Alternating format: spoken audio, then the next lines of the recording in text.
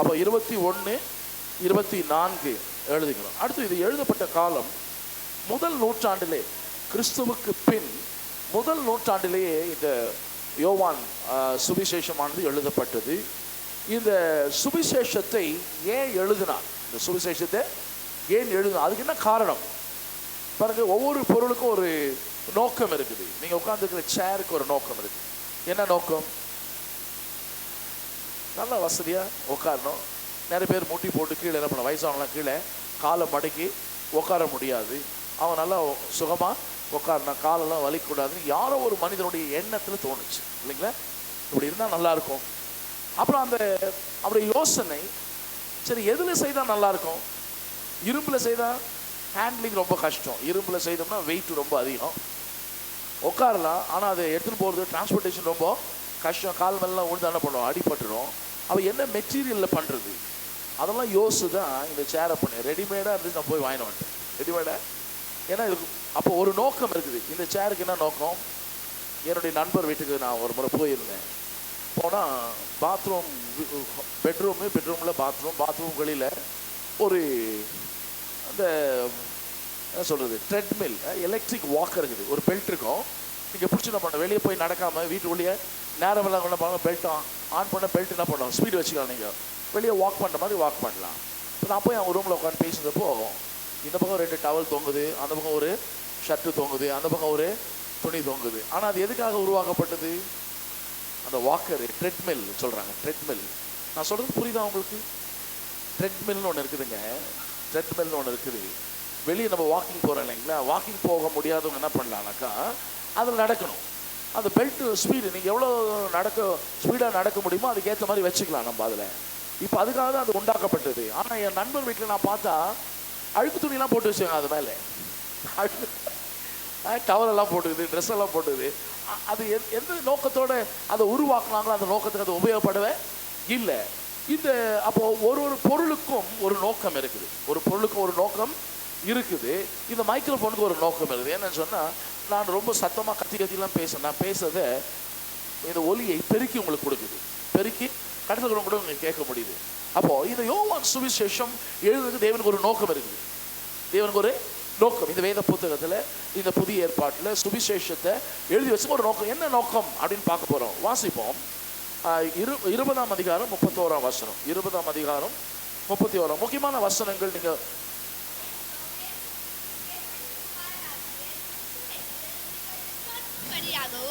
விசுவாசித்து அவருடைய நாமத்தினாலே நித்திய ஜீவனை அடையும்படியாகவும் இவைகள் எழுதப்பட்டிருக்கிறது. அதாவது ஒவ்வொரு புத்தகத்துக்கும் கீ வேர்ஸ் அப்படின்னு சொல்றோம், திறவுகோல் வசனம். அப்ப இந்த சுவிசேஷம் தேவனுடைய குமாரன் என்று விசுவாசிக்க வேண்டும். புரிஞ்சுதான் நான் சொல்றேன் உங்களுக்கு? என்ன கவனிக்கிறீங்களா? பைபிளில் நோட் பண்ணோம் அந்த வசனத்தை, பைபிளில் அந்த வசனத்தை நோட் பண்ணோம், நோட் புக்கில் உங்கள் ரெஃபரன்ஸை எழுதணும். நோக்கம், இந்த புத்தகத்தை யோவான் எழுதுன நோக்கம் என்ன விரும்புகிறார், அவருடைய புத்தகத்தை வாசிக்கிற நமக்கு என்ன நடக்கணும், எதுக்காக அவர் எழுதினார்? இந்த வசனம் சொல்லுது, இயேசு தேவனுடைய குமாரன் என்று, குமாரன் ஆகிய கிறிஸ்து என்று நீங்கள் விசுவாசிக்கணும். ஒன்று விசுவாசிக்கணும், அடுத்து விசுவாசித்து அவருடைய நாமத்தினாலே நித்திய ஜீவனை அடைய வேண்டும். 2 நோக்கம். இந்த புத்தகம் ஏன் எழுதப்பட்டது?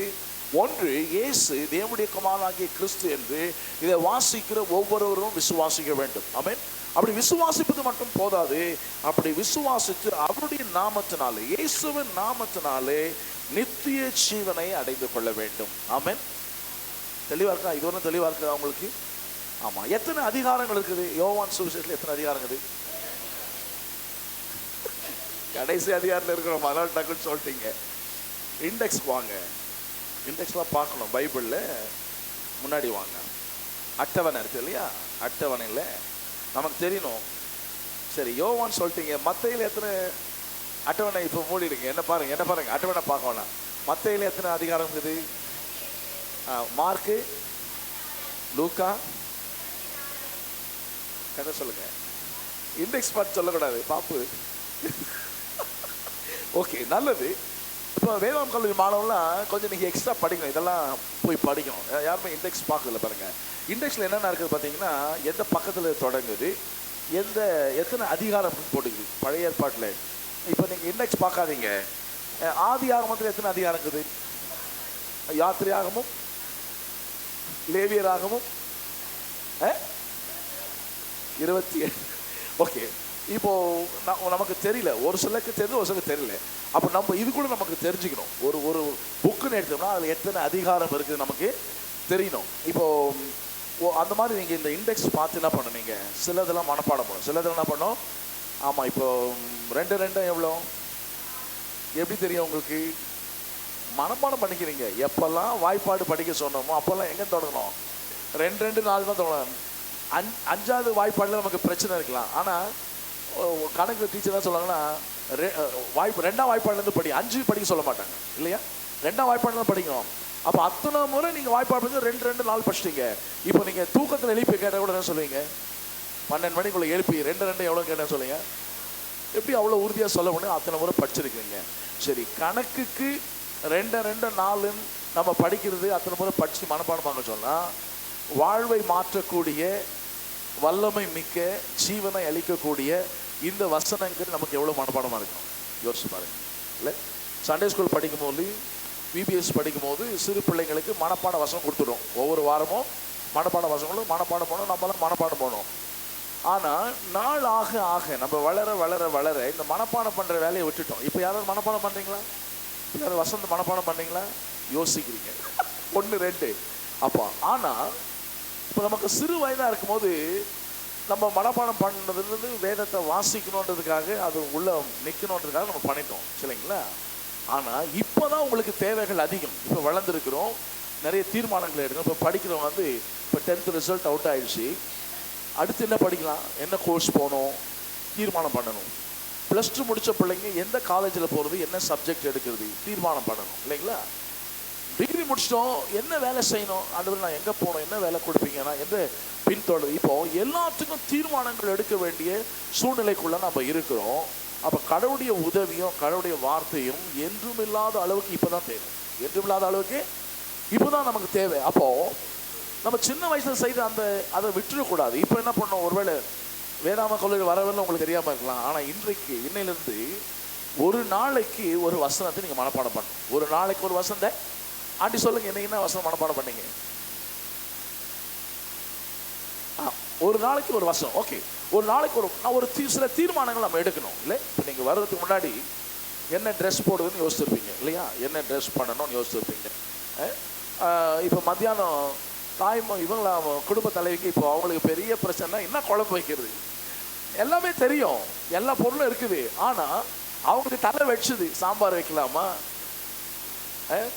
காரக்குழம்பு வைக்கலாமா, இல்லை முட்டையை அவிக்கலாமா, ஆம்லெட் போட்டு கொடுக்கலாமா, பெரிய. ஆனால் ஒவ்வொரு நாளும் செய்து தான் இருக்கிறாங்க. ஆனால் தீர்மானம் இல்லைங்களா?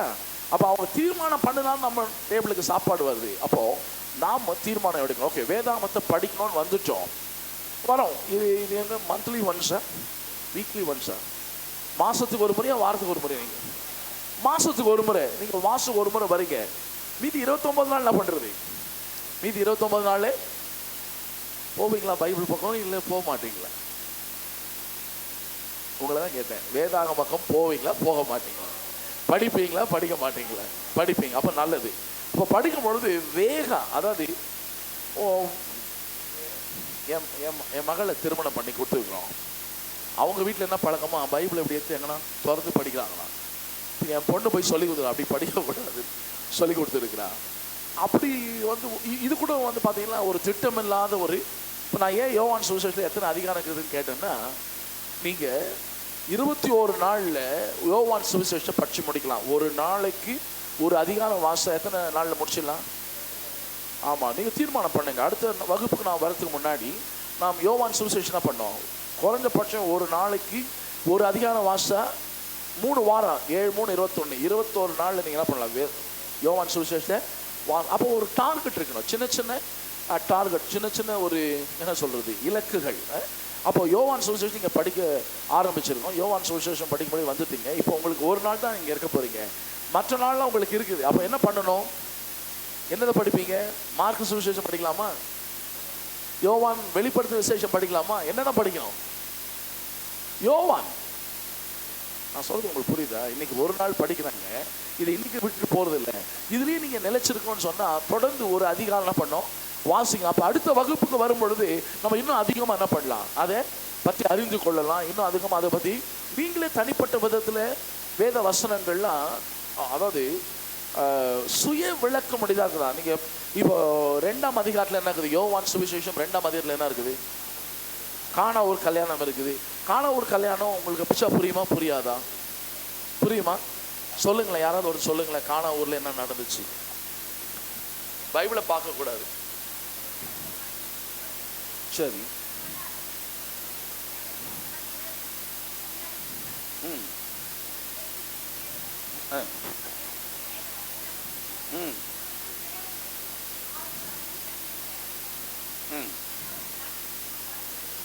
அதுவே மாறிடுச்சா?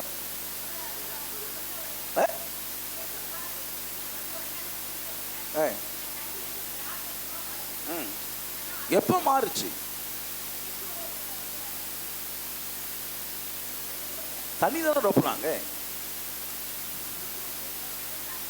ஏசு ஜெபம் பண்ணாரா? ஏசு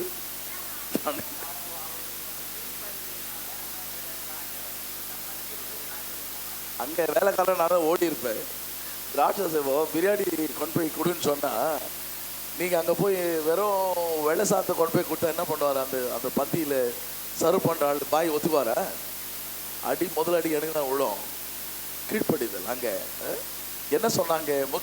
அதாவது கதை எல்லாருமே சொல்லலாம். இப்ப நீங்க அதை வாஸ்ட் இருக்கிறீங்க, காணா ஒரு கல்யாணத்துல வாஸ்ட் இருக்கிறீங்க.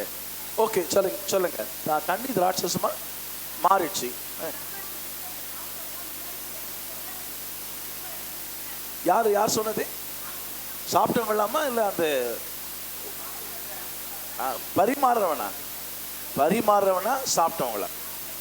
இல்ல, அவன் முதல்ல டேஸ்ட் பண்ணி பாக்குறான். பரிமாறுறவன் அவனுக்கு தெரியும் இல்ல.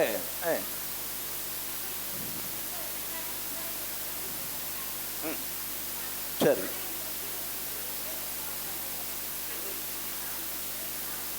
சரி, ஓகே, சரி. இது வந்து ஓகே, ஜென்ரலா ஒரு விசுவாசியா இது ஓகே. ஒரு விசுவாசியா நீங்க சொல்லியிருக்கிறீங்க. மற்றவங்களுக்கு இவங்க சொன்னது ஓகேவா?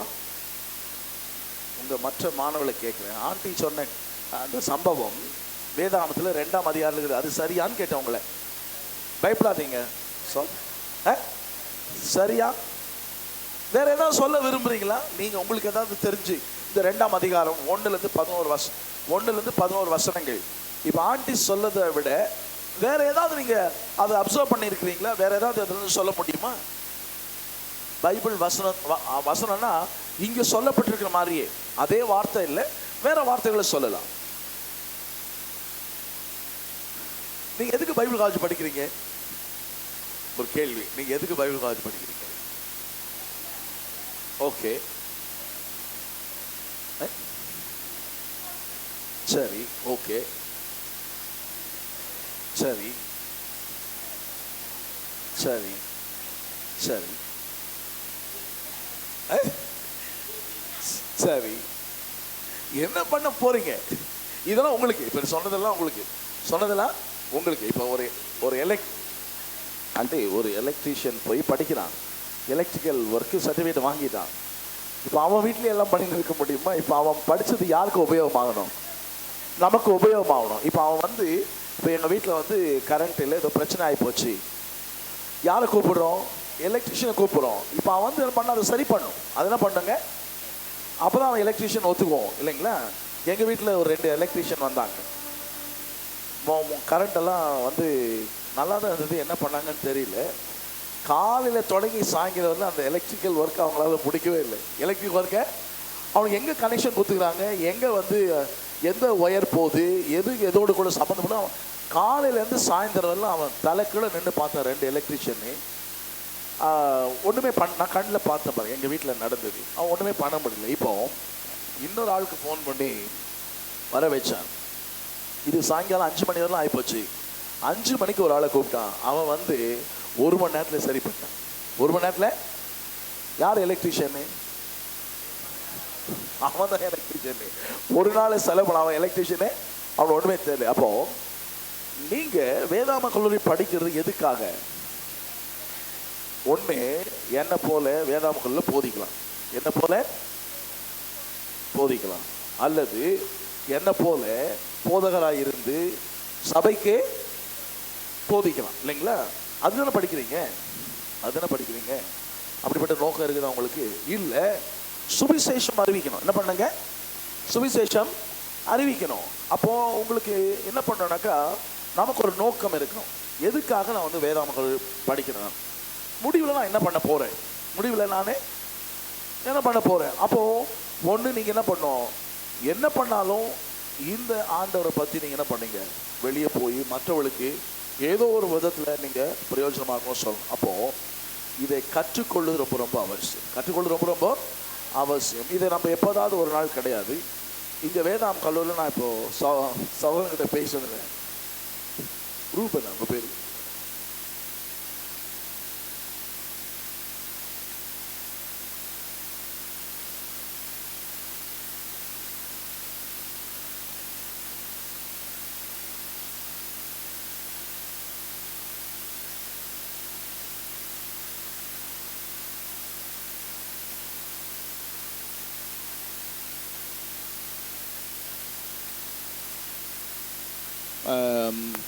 திருச்சபைக்கு வர ஒருத்தர் படிக்கிற மாதிரி நம்ம படிக்க கூடாது. இன்னும் கொஞ்சம் கூடுதல் தகவல் நான் ஒரு சில காரியங்கள் நான் சொல்கிறேன். இப்போ ஆண்டி படித்தாங்க இல்லைங்களா, சொன்னது போல் நான் இப்போ எல்லாரும் முதலாவது நீங்கள் வேதத்தை வாசிக்கும் பொழுது கதை சொல்ல கற்றுக்கணும். ஹலோ, வித்தியாசமாக இருக்குல்ல? முதல்ல கதை சொல்ல நல்ல கதை சொல்கிறவங்களா இருக்கணும். நல்ல சொல்லுங்களேன், பயப்படுறீங்க. ஆமாம், கதை விடக்கூடாது, கதை சொல்லணும். கதை அப்படின்னு என்ன அர்த்தம்னா, இதில் என்ன சொல்லப்பட்டிருதோ அதே தான் சொல்லணும். இதில் என்ன சொல்லப்பட்டிருதோ அதை சொல்லணும். ஆமாம், அதில் நீங்கள் வாசிக்கும் போது கொஞ்சம் கவனமாக வாசிக்கணும். வாசிக்கும் போது கொஞ்சம் கவனமாக வாசிக்கணும். இப்போ நான் ஒரு சில காரியங்களை அதுலேருந்து நான் உங்களுக்கு சொல்ல போகிறேன்.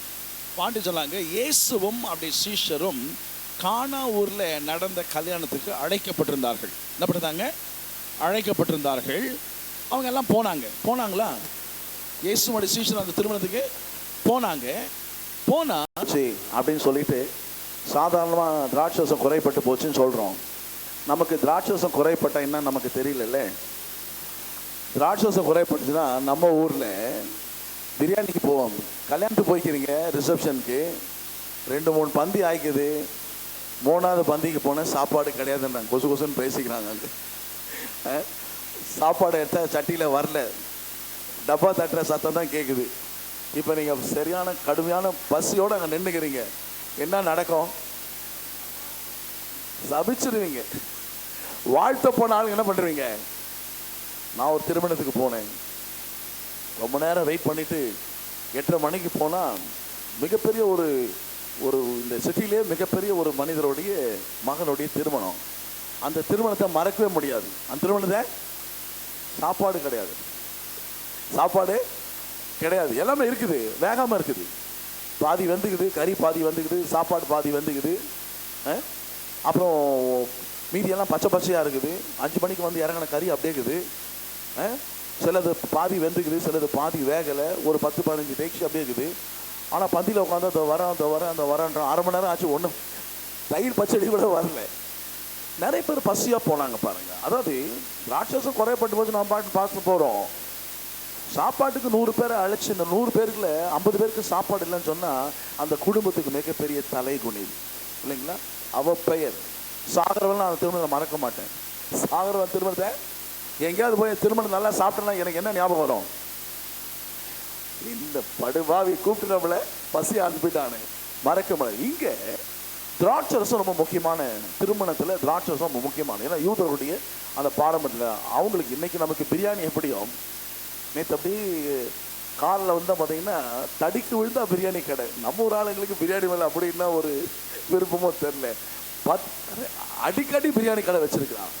அங்கே திராட்சை ரசம் குறையப்பட்டு போச்சுன்னா அந்த திருமண நிகழ்வு ரொம்ப மகிழ்ச்சியான ஒரு நிகழ்வு. அதில் இந்த திராட்சை ரசம் குறையப்பட்டு போனால் அந்த மாதிரி ஒரு அவமானம் வேறு ஒன்றுமே கிடையாது. அந்த மாதிரி ஒரு அவமானம். ஆமாம், இப்போ நம்ம வந்து சப்போஸ் பிரியாணி ஆயிடுச்சுன்னா போய் டக்குன்னு என்ன பண்ணுறோம், பக்கெட் பிரியாணி வாங்கிட்டு வந்து அட்ஜஸ்ட் பண்ணிடலாம். அங்கே திராட்சை ரசம் அந்த மாதிரி பண்ண முடியாது. திராட்சை ரசம் நிறைய நாளாகவும் நிறைய நேரமாகவும் நிறைய ரெடிமேடாக எதுவும் கிடைக்கவே கிடைக்காது. நம்ம வேதாம காலத்தில் இருக்கிறோம், திடீர்னு போய் வாங்கிட்டு வர முடியாது. ஆனால் மரியாள் வந்து இயேசுகிட்ட சொன்னாங்க. மேபி அவங்க சொந்தக்காரருடைய கல்யாணமாக இருக்கலாம்னு நினைக்கிறேன். இயேசுகிட்ட வந்து சொல்கிறாங்க,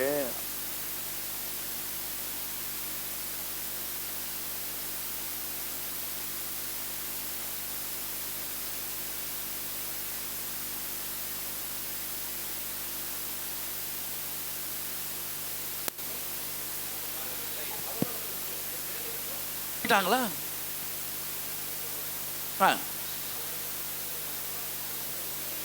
இப்போ நீங்க வந்து அம்மான்னு வச்சுக்கோங்க, நான் வந்து பிள்ளை, என்கிட்ட முக்கியமான நேரத்தில் ஒரு உதவி கேட்டு வரீங்க.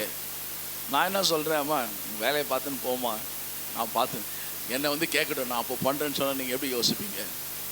போய் இதுகிட்ட வந்து கேட்டோம் பாரு, ஒரு உதவி கேட்டால் எப்படி பேசுப்பா அப்படி தான் சொல்லுவோம்.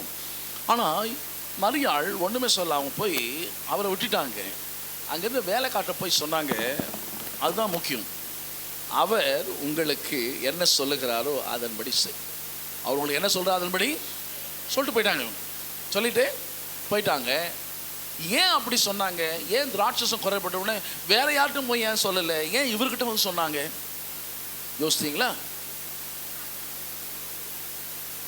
இதுவரை ஒன்றும் பண்ணலையே. முக்கியமான என்னன்னாக்கா, இயேசு ஊழியத்துக்கு வந்து அவர் செய்த முதல் அற்புதம் தான்.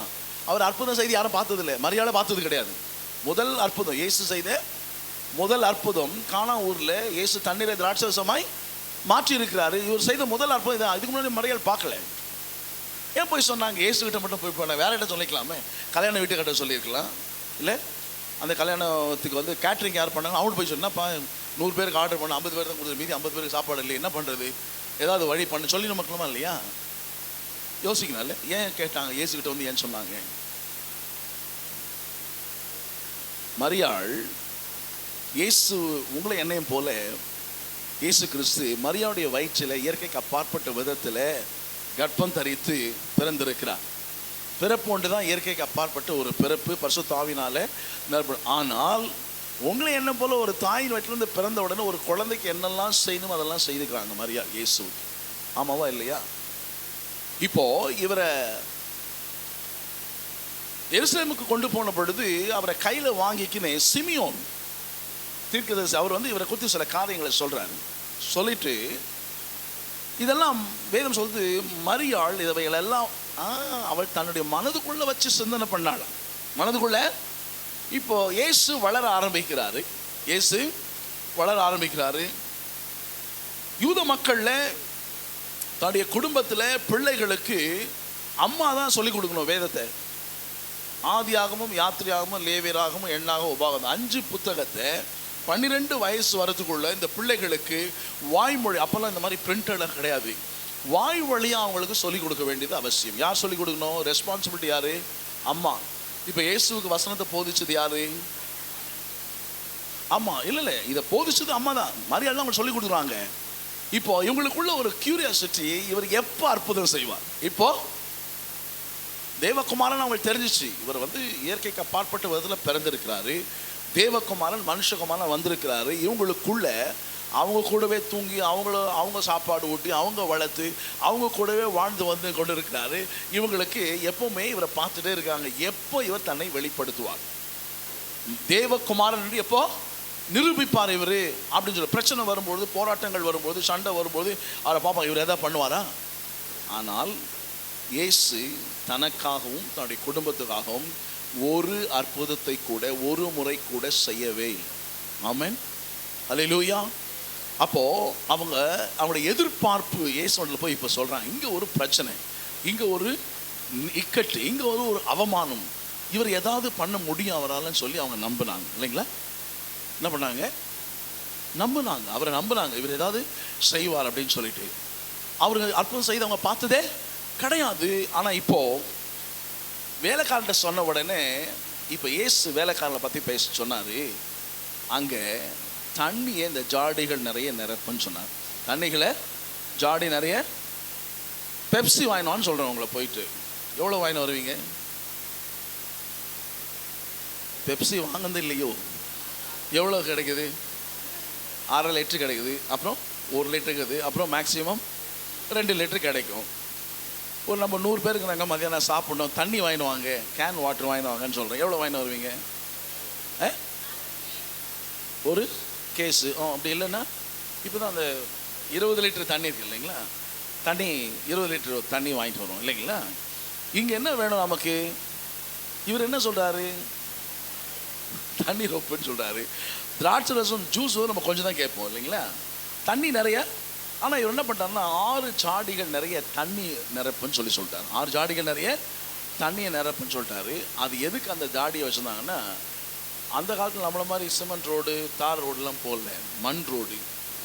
2வது வாகனங்கள்லாம் நடந்து தான் போகணும். நடந்தால் ஒரு வீட்டுக்குள்ளே நுழையும் போதே, இப்போ நீங்கள் பழைய காலத்தில் இந்த ஹிந்துஸ் வீடெல்லாம் பார்த்தீங்கன்னா வீட்டுக்குள்ளே முற்றம் இருக்கும், மேலேருந்து வானம் தேர்ற மாதிரி ஓட்டு வீட்டில் நடுவில். வெளியிருந்து வந்தாங்கன்னா முதல்ல போனோம் காலை கழுவிட்டான் உள்ளே போகணும், ஏன்னா கால் அழுக்காக இருக்குது. கால்களை கழுவுவதற்காக வைக்கப்பட்டதான கற்சாடிகள் அது. இப்போது இவங்களுக்கு திராட்சை ரசம் வேணும், கற்சாடியை நிரப்பிட்டார். ஒவ்வொன்றும் 150 லிட்டர் பிடிக்கக்கூடிய கற்சாடிகள். அது எவ்வளோங்க? 180 லிட்டர் பிடிக்கக்கூடியதான கற்சாடிகள் 6 வச்சுக்கிறாங்க. தண்ணியை மொண்டு ஊற்றினோடனே வேலைக்காரங்க என்ன ஞாபகம் வந்துச்சு, மரியாதை சொல்லிக்கிறாங்க, இவர் என்ன சொன்னாலும் அதன்படி செய் அப்படின்னு சொன்னாங்க. இப்போது தண்ணியை சேர்ந்து ஊற்றிட்டாங்க. இப்போது தண்ணியை சேர்ந்து ஊற்றின உடனே வேலைக்காரன் என்ன பண்ணுவான்? வேலை முடிச்சுட்டு ஒரு வேலை கொடுக்குறீங்க, முடிச்சுட்டு வந்து என்ன சொல்லுவான்? ஐயா முடிஞ்சிச்சு. இப்போ சொன்னார் ஏசு அவன்கிட்ட, இதை மொண்டு கொண்டு போய் அங்கே, ஆமாம் அங்கே ரிசப்ஷன் அங்கே சாப்பாட்டு நடந்ததில்ல, அங்கே கொண்டு போய் கொடு அப்படின்னு சொன்னார். இவனுடைய என்ன ஞாபகம் வந்துக்கும் வேலைக்காரனுக்கு? உடனே அவர் உங்களுக்கு என்ன சொல்லுகிறார் அதன்படி. ஆமாம், அங்கே கேள்வியே கேட்கக்கூடாது.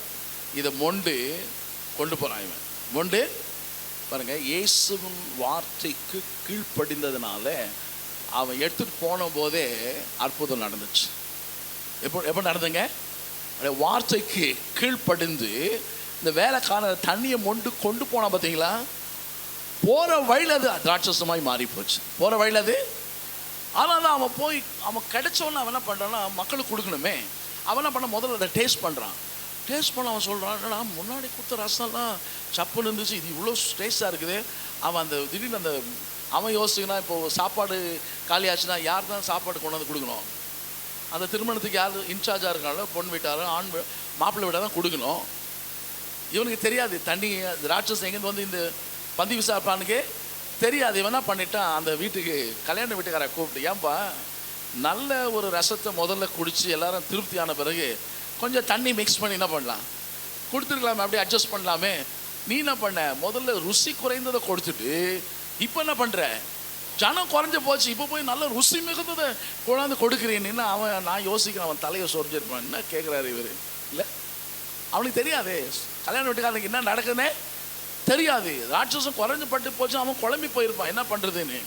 ஆனால் இப்போது அவன் சொல்கிறான், இந்த திராட்சை ரசம் ஏற்கனவே இயற்கையாக பண்ணி கொடுத்தாங்க இல்லைங்களா, அதை காட்டிலும் இயேசு செய்த அற்புதத்தின் மூலமாக இந்த தண்ணி திராட்சரசமாக மாறிச்சு இல்லைங்களா, இது ரொம்ப சுவையுள்ளதாக மாறி போச்சு. ஆமென். சரி, தண்ணீருடைய தன்மைகள் சொல்லணும். நம்ம வாசிக்கும் போது அப்படியே வாசனை போகக்கூடாது. தண்ணீரை இயேசு திராட்சை ரசமாய் மாற்றி இருக்கிறார். அது என்ன பெரிய விஷயம்? என்ன பெரியா அப்படி யோசிச்சது உண்டா? நீங்கள் மோசைக்கிட்ட ஆண்டு சொல்கிறாரு, பார்வோனுக்கு முன்னாடி போயிட்டு உன் கையில் இருக்கிற கோலை போட்டினா அது என்ன ஆகும்? சர்ப்பமாக மாறிடும். பார்வோன் கூப்பிட்டான், என்ன பெரிய விஷயம், என்ன கொம்ப கீழே போட்டால் பாம்பாக மாறிச்சா? கூப்பிட்றான் நம்ம மந்திரவாதிகளாம், நம்ம மந்திரவாதிகளாம் கூப்பிட, அவனெல்லாம் கொண்டாந்து போட்டான். அவன் கோலை போட்டான், கையில் இருக்கிற கோலை போட்ட என்ன ஆச்சு? சர்ப்பம் மாறிச்சா? இப்போ அடுத்து என்ன நடந்துச்சு? எந்த கொம்பு மூச்சு? மோசேயின் கோல் சர்ப்பமாக மாறிச்சு. இது எல்லாத்தையும் விழுங்கி போட்டுச்சு. மற்ற மந்திரவாதிகளுடைய கோலெல்லாம் கோலை போட்டு சர்ப்பமானா ஓகே தான். கொஞ்சம் கற்பனை பண்ணி பார்க்கணும், பார்வோனுடைய மூஞ்சி எப்படி போயிருக்கோம்? பார்வோனுடைய மூஞ்சி எப்படிங்க போயிருக்கோம்? கண்ணை சொல்லிட்டாங்க, கோலை போடலாம் பாம்பாலாம், ஆனால் ரியலாக அற்புதம் செய்கிறவர் யாருங்க? நம்முடைய இதே வந்தான். கோலை போட்டால் பாம்பா மாறலாம், எல்லாத்தையும் விழுங்கன்னா கண்ணெல்லாம் அவனுக்கு வெளியே வந்துச்சு. ஆண்டு சொன்னார், இப்போது தண்ணி திராட்சசமாக மாறிக்குது. தண்ணினுடைய சுபாவம் என்ன? தண்ணிக்கு நிறம் இருக்குதா? கலர் சொல்ல முடியுமா தண்ணிக்கு? சரி, தண்ணிக்கு சுவை இருக்குதா? இருக்குதா? இருக்குதா? ஓகே. தண்ணிக்கு வந்து மனம் இருக்குதா? ஸ்மெல் இருக்குதா? இல்லை. இப்போ திராட்சை ரசத்துக்கு நிறம் இருக்குதா? நிறம் இருக்குது. சுவை? அவன் சொல்கிறான், இது நல்ல ரசம் இதுவெல்லாம் வச்சிட்டியேப்பா, நல்ல ரசம் இதுவெல்லாம் வச்சுட்டியே அப்படின்னு கேட்டான். அப்போல்லாம் என்னன்னாக்கா சுவை மிகுந்ததாக இருக்குது. இப்போ அடுத்தது நிறம், மனம், சுவை. நம்ம பைபிளை படிச்சுட்டு டீக்கு வச்சுட்டான் அவன். நிறம், மனம், சுவை 3 ரோசஸ் வாங்குங்கன்றான். நான் நினைக்க அடிக்கடி அவன் தான் நல்லா பைபிள் படிக்கிறான். யார் பைபிள் படிக்கிறது ஒழுங்கா கேட்டுக்கிறீங்க இல்லையா? நிறம், மனம், சுவை 3 ரோசஸ் டீ குடிங்க, உங்களை நாள் முழுதும் தெம்பா வச்சுருக்கோம். ஆண்டவர் தண்ணீரை திராட்சரசமாக மாற்றிட்டாரு. கொஞ்சம் கனெக்ட் பண்ணணும். நம்ம உலகத்தில் தான் இருக்கிறோம் இல்லைங்களா? இதெல்லாம் வாசிக்கும் போது கொஞ்சம் கனெக்ட் பண்ணணும். யாரெல்லாம் இதை சொல்கிறான்? இந்த சினிமாக்காரன் எல்லாத்தையும் நல்லா பண்ணிக்கிறான். பைபிளை நல்லா படித்து அவன் டாப்பில் கோடிக்கணக்கில் பணம் சம்பாதிக்கணும். நம்ம தான் உட்காந்துக்கிறோம் இல்லை? அவன் இப்போது ஒரு பிரசங்கத்தை உங்களுக்கு நான் கொடுத்துருக்குறேன். ஹலோ, அதோட நிற்கலை. இப்போ இவங்க வாங்கி ருசி பார்த்தாங்க, சொல்லிட்டாங்க. அடுத்த வசனம் ரொம்ப முக்கியம். அதுக்கு கீழே வர வசனம் ரொம்ப முக்கியம். யோவான் 2ல் அடுத்து பாருங்க. முக்கியமான காரியம், நம்ம கவனிக்க வேண்டிய காரியம் அதுதான். பார்க்கலாம், சொல்லுங்க. இதை முடிஞ்ச உடனே எது ரொம்ப முக்கியம்? அதில் இதெல்லாமே முக்கியம்தான். இப்போ நான் சொன்னது வந்து 10ஆம் வசனம் வரை நான் சொல்லிட்டேன் உங்களுக்கு. 10 வரை நான் இப்போ உங்களுக்கு சொல்லிட்டேன். ஆண்டி இவ்விதமாக இயேசு இந்த முதலாம் அற்புதத்தை கலிலேயாவில் உள்ள கானா ஊரில் செய்து தம்முடைய மகிமையை ஏன் அற்புதம் செய்தார் ஆண்டவர்? அவருடைய மகிமையை வெளிப்படுத்தும்படி அற்புதம் செய்தார். அடுத்து ஆமாம், 12 பேரை கூப்பிட்டாரு, வந்துட்டாங்க. மீன் பிடிச்சிருந்தாங்க. வாப்பா, நான் உன்னை மனுஷனை பிடிக்கணும் ஆக்க வேண்டாங்க. மீன் பிடிக்க தொழிலே விட்டு வந்துட்டாங்க. ஒருத்தர் இன்கம் டேக்ஸு வரி வசூல் செஞ்சார். அவரை பார்த்து என் பின்ன வாப்பானாரு, அவரும் வந்துட்டார். இப்போ எல்லாம் வந்துட்டாங்க. முதல் ஒரு அற்புதம் பண்ணுறாரு. இந்த அற்புதத்தை 12 சீஷங்களை பார்க்குறாங்க. பார்த்து என்ன நடந்ததுன்னா, அவரிடத்தில் விசுவாசம் வச்சாங்க. ஆமென். ஒரு அற்புதம் நடந்தால் என்ன நடக்கும்? அவர் மேலே விசுவாசம். யாருன்னா முதல் அவருடைய சீஷர்கள் அவர் மேலே விசுவாசம் வைக்கிறாங்க. இவர் அற்புதத்தை செய்கிறாரு. ஆகையினால தேவன் தம்முடைய மகிமையை வெளிப்படுத்துகிறார். ஆமென். அது ரொம்ப முக்கியம். முதல் ஒரு அற்புதம் செய்கிறாரு. ரெண்டாவது, வேத புத்தகம் சத்திய வேதம். இது பேர் என்னங்க? சத்திய வேதம். பரிசுத்த. சத்தியம்னா உண்மைன்னு அர்த்தம். இது எங்கேயோ ஒரு ஊரில் ஒரு ராஜா இருந்தான், அந்த கதை கிடையாது. இதெல்லாம் ஏன் ஆண்டவர் சொல்கிறாரு? இயேசு இந்த முதலாம் அற்புதத்தை கலிலேயாவில் உள்ள கானா ஊரிலே செய்தார்.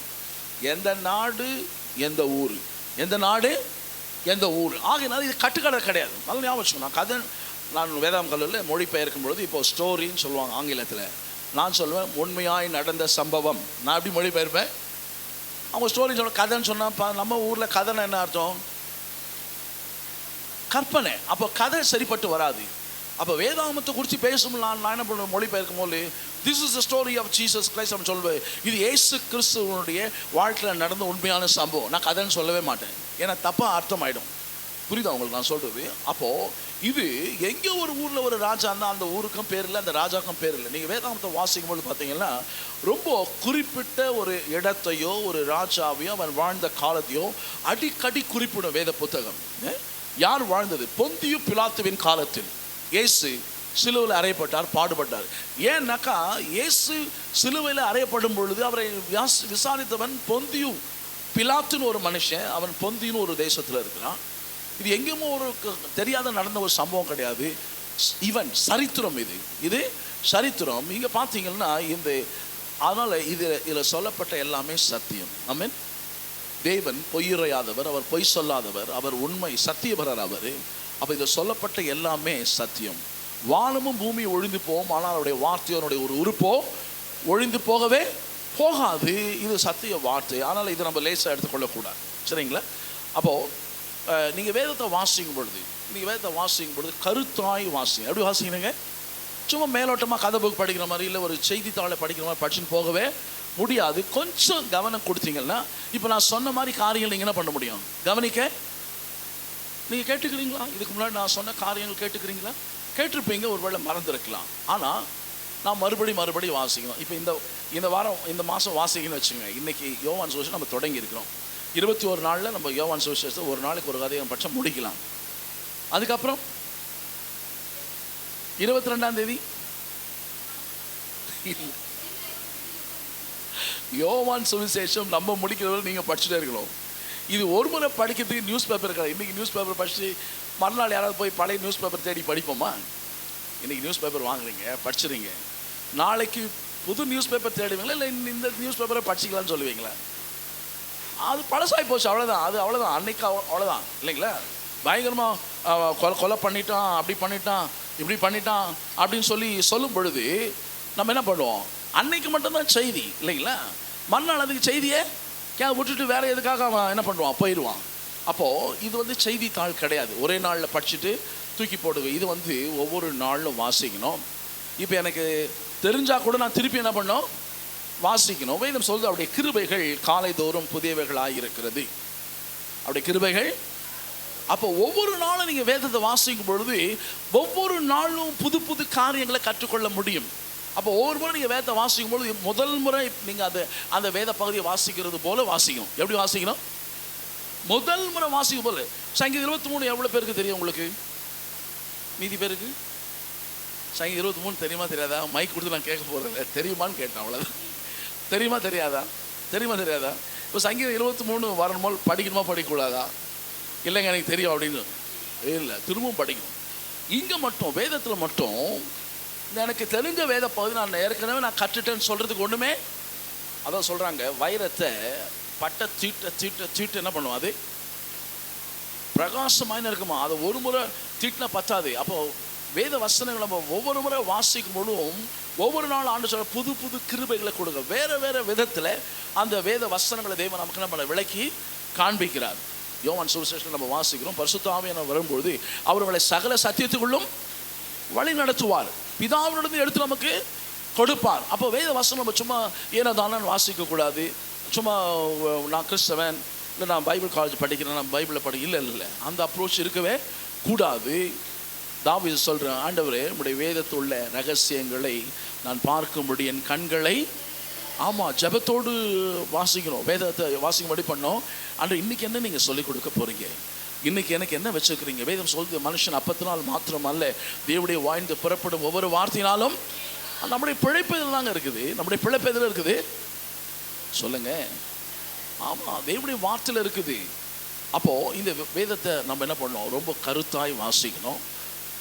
வாசா மட்டும் போதாது, கூடவே ஒரு நோட் புக்கு வேணும். கூட என்ன வேணுங்க?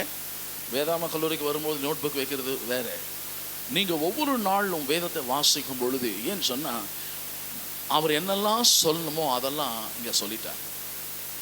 கடவுள் உங்களுக்கு எனக்கும் என்னெல்லாம் சொல்லணுமோ அவர் சொல்லிட்டார். இந்த வேத புத்தகத்தை வாசிக்கும் பொழுது அவர் நம்மோடு பேசுகிறார். அவர் நம்மோடு அப்படிதான் எடுத்துக்கணும். அப்படிதான் யோவான் 1:1 சொல்லுங்க பார்க்கலாம், என்ன சொல்லுது?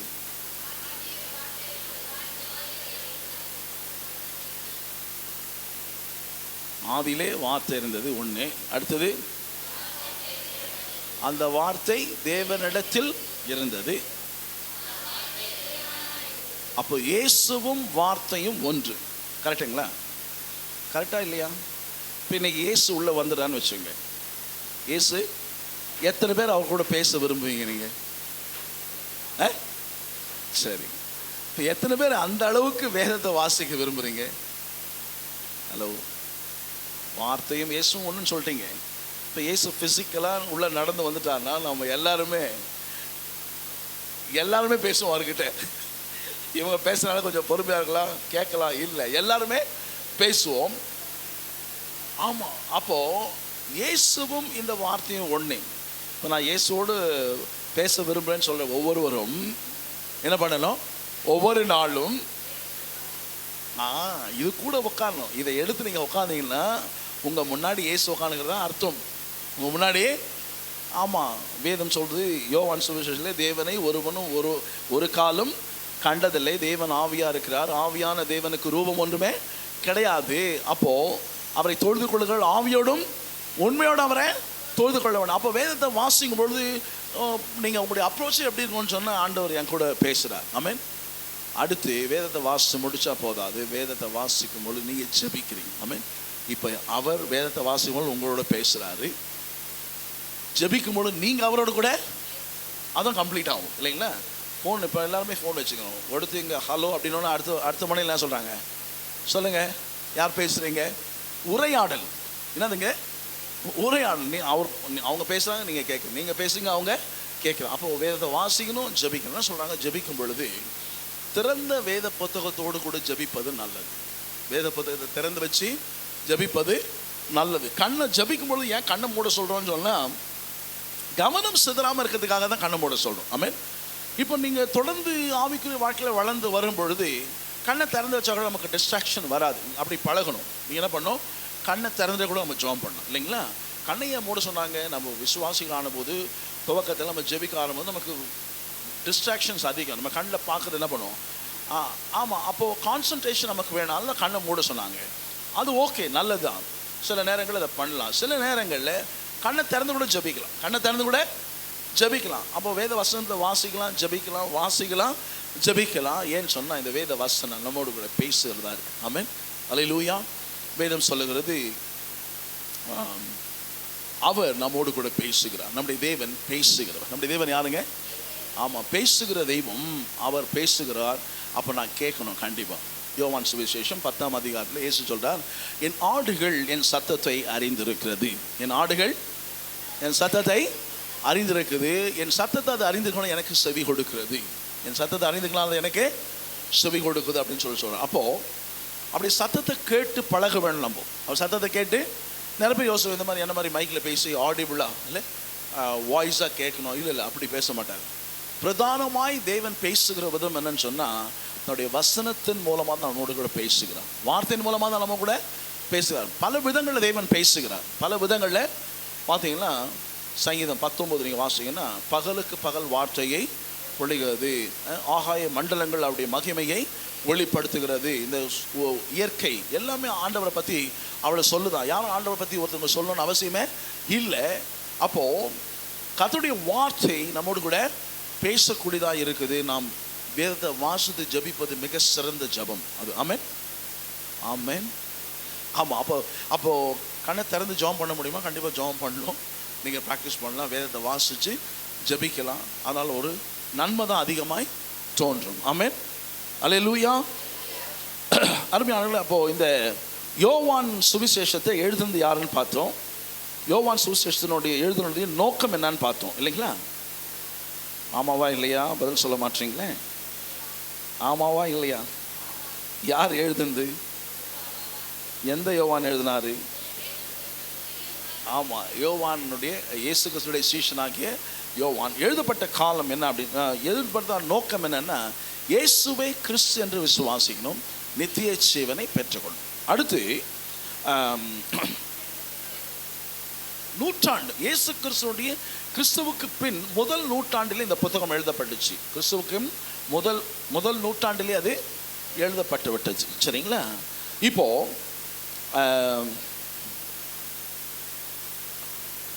கிறிஸ்து என்று சொன்னால் அபிஷேகிக்கப்பட்டவர்னு அர்த்தம். கிறிஸ்துன்னு என்ன அர்த்தங்க? அபிஷேகிக்கப்பட்டவர் என்று சொல்லி அர்த்தம். முக்கியமாக இந்த சுவிசேஷத்தை 4ஆம் சுவிசேஷம்னு அழைக்கிறாங்க. என்ன சொல்கிறாங்க? யோவான் சுவிசேஷத்தை 1 யோவான் சுவிசேஷம் சொல்லலாம், the 4th gospel. ஆங்கிலத்தில் சொல்கிறாங்க the 4th gospel.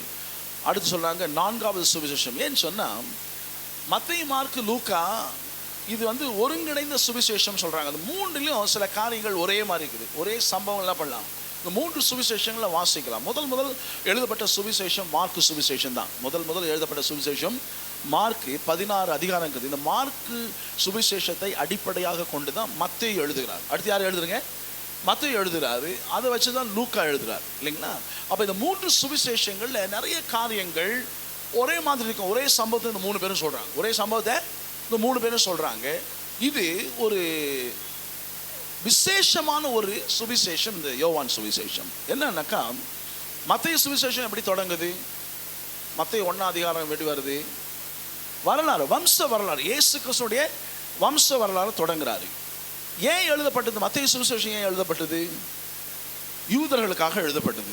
யூதர்களுக்காக இயேசு யூதர் அப்படின்னு சொல்லி நிரூபிக்கும்படியாக யூதனாகிய அந்த மத்தேயு இயேசு கிறிஸ்துடைய பரம்பரை, அவருடைய வம்ச வரலாறு எழுதுறாரு.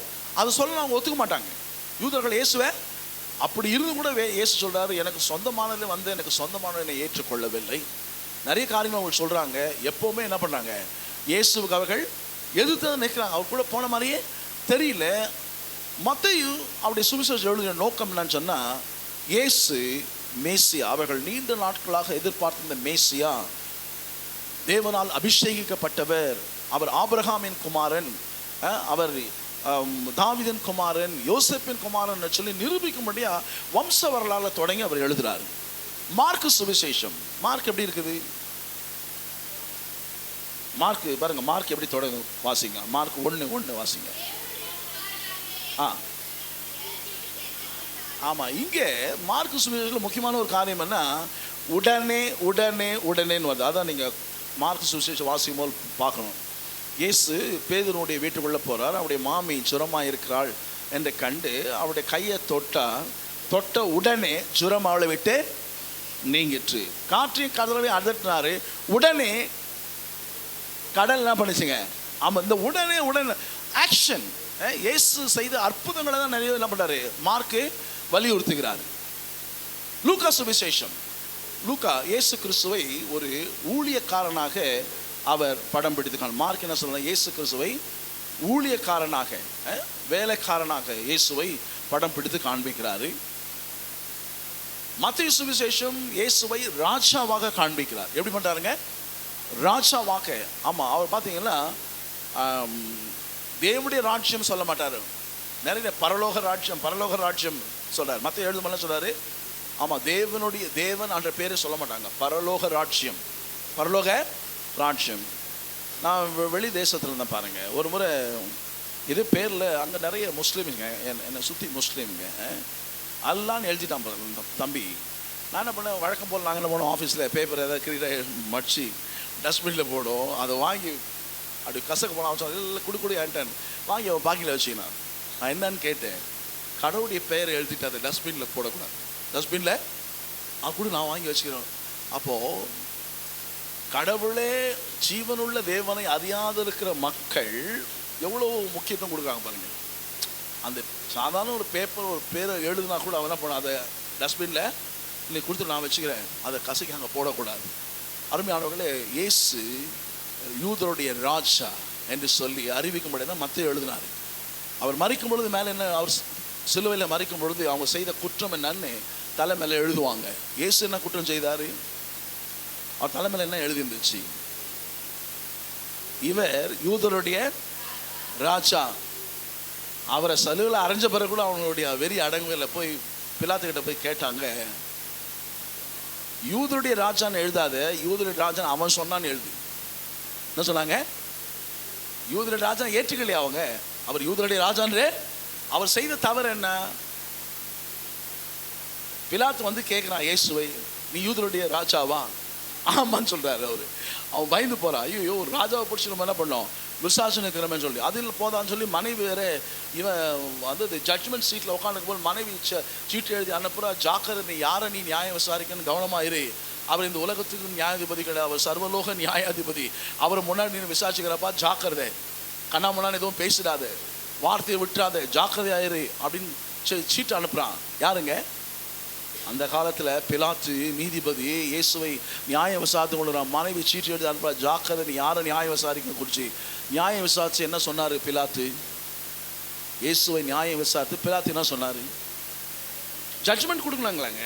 ஒரு கேஸ் கோர்ட்டுக்கு வருது, ரெண்டு தரப்பு வாதாடுறாங்க, கடைசியில் ஜட்ஜ் என்ன பண்ணுறாரு? நீங்கள் அமெரிக்காவில் இருக்கிறீங்களோ, அமெரிக்கன்ஸ் யாராவது இங்கே இருக்கிறீங்களா, இல்லை இந்தியன்ஸ் இருக்கிறீங்களா? உங்களை தான் கேட்டேன். கோர்ட்டு தெரியுமா? சினிமாலாவது காமிச்சிருக்கிறாங்களா? என்ன பண்ணுறாங்க? ரெண்டு பக்கம் வாதம் முடிச்ச வரைக்கும் என்ன பண்ணுறாரு ஜட்ஜ்? என்ன பண்ணுறாரு? ஜட்ஜ்மெண்ட் கொடுக்கலாங்க, தீர்ப்பு கொடுக்கணும். ஜட்ஜ் எதுக்காக வச்சுக்கிறாங்க? அதுதான் முக்கியம். எத்தனை முறை சொன்னாரு பிலாத்து? ஒரு முறை சொன்னா பரவாயில்லைங்க, 3 முறை சொல்லிட்டாரு. இவரிடத்தில் ஒரு குற்றமும், தப்பே செய்யாத ஒருவருக்கு மரண தண்டனை வச்சு ஒரே ஆள்னா பிலாத்து தான். ஹலோ, இவரிடத்துல தப்பே இல்லை, இவர் ஒரு குற்றமும் செய்யலன்னு சொல்லி அவருக்கு தண்டனை கொடுத்த ஒரே ஜட்ஜ் யாருன்னா பிலாத்து தான். இன்னைக்கு கூட அவர் என்ன பண்ணாரா, கை கழுவினேங்கிறாராம். நரகத்தில் என்ன பண்ணார் பிலாத்து? கை கழுவினேங்கிறாராம். என்ன சொன்னாரு? நீங்க சொல்ல, கை கழுவி விட்டாரு. ஒரு முக்கியமான ஒரு பதவியில், ஒரு பொறுப்பான ஒரு பதவியில் இருக்கிற ஆள் ஜட்ஜ்மெண்ட் அவரை பார்த்து விசாரிச்சுட்டு இவருக்கு ஒரு குற்றமும் காணேன்னு சொல்லிட்டு கையை கழுவிடுறான். நான் பொறுப்பு கிடையாது, நீங்கள் இந்த இவங்களுடைய ரத்தப்படி உன் மேலே இருக்கும், எனக்கு அதுக்கும் சம்பந்தம் இல்லை அப்படின்னு சொல்லிடலாம். அப்படி சொல்ல முடியுமா? இப்போ ஜட்ஜ் அந்த மாதிரி திடீர்னு ஜட்ஜ்மெண்ட் கொடுத்துட்டு கை கழுவிட்டு போயிட முடியுமா? முடியாது. பெரிய பேப்பரில் நியூஸாக வந்துடும். அருமையானவர்களே, அப்போ இயேசு சொல்றாரு, இவன் யூதருடைய ராஜான்னு போட்டாங்க. அவர் செய்த ஒரே தப்பு என்னன்னா, அவர் யூதருக்கு ராஜான்னு சொன்னது தான். பிலாத்துக்கிட்ட போய் சொல்றாங்க அந்த மத தலைவர்லாம், அவன் சொன்னான்னு எழுது. பிலாத்து சொன்னான், நான் எழுதுந்தான், எல்லாம் ஓடிப்போ, மாற்றி எல்லாம் எழுதுவே.